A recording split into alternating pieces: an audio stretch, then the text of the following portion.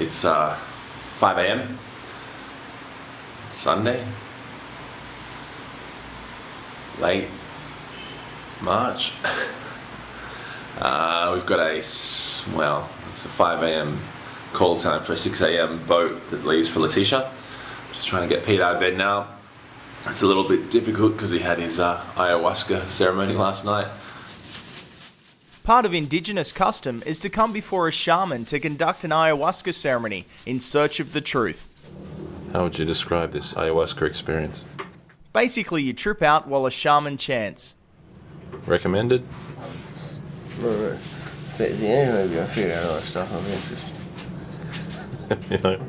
You're not making any sense at all.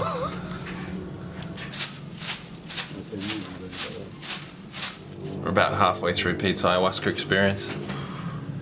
This chair's getting a little uncomfortable for me. But Pete seems to be enjoying himself, although if you ask him, he'll mutter something that makes absolutely no sense at all. Isn't that right, Pete?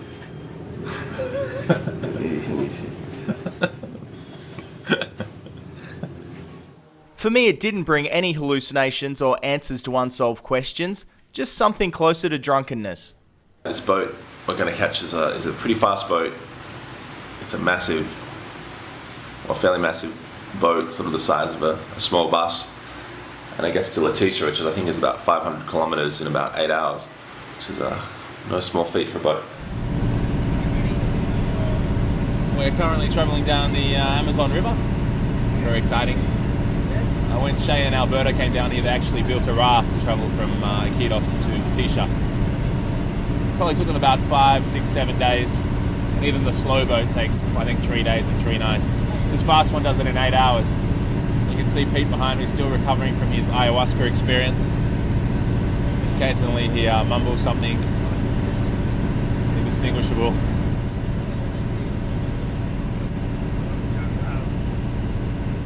We've just arrived at the Peruvian border here, and that's the end of our boat trip. We have to catch another little boat to Colombia, which is just over there. I think we can go to Brazil if we want, which is just over there. Despite Australian government warnings, Letitia shows few signs of its terrorist stronghold past.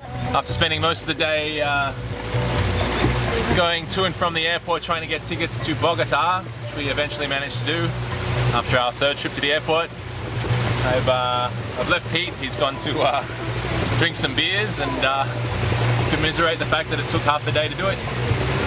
And I've hired this boat for about $35 to take me into the jungle.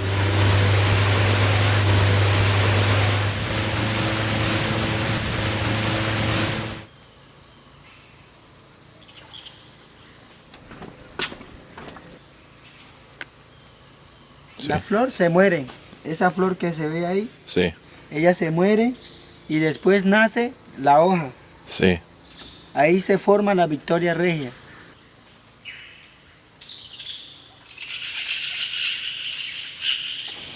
Beautiful colors.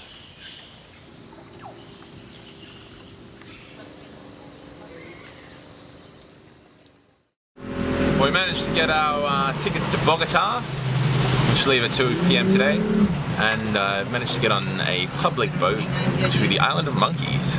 Pete was meant to come with me, but I think he's still suffering from the effects of the ayahuasca, because he was breaking out in an enormous sweat this morning, even though it wasn't that hot.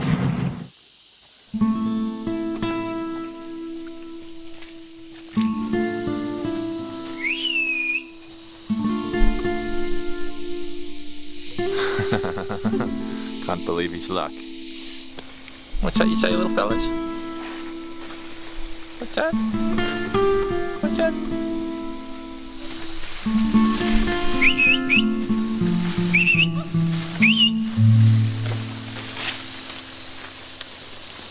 Well, I've just been walking through the jungle for a little bit, and now we've come to a little river, and I believe we're going to jump into some canoes.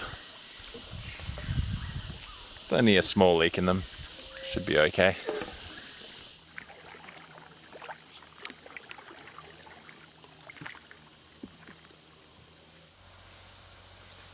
Well, the boat was meant to get here at 11 o'clock. It's predictably late. It's now almost 12 o'clock. Fortunately, I'm going downstream with the Amazon, so it's a lot quicker getting back. Should only take about 30 minutes.